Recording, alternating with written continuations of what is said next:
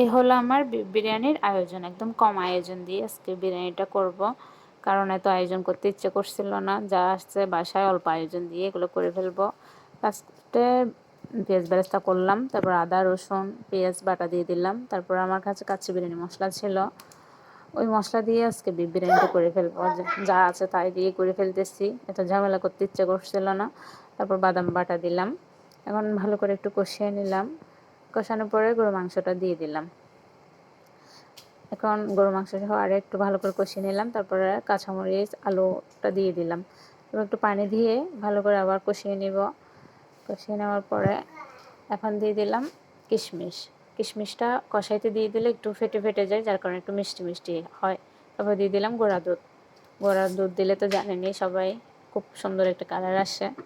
এখন দিয়ে দিলাম গরুর মাংসের মশলা অল্প, তারপরে দিয়ে দিলাম লবণ, তারপর চালটা দিয়ে দিলাম।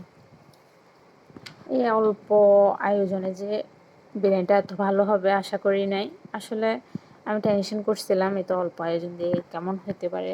আসলে খুব ভালো হয়েছিল এত অল্প আয়োজনে, খুব সুন্দর একটা বিরিয়ানির হয়েছিল। অবশ্য বাসায় একবার ট্রাই করে দেখতে পারেন এরকম আয়োজন দিয়ে।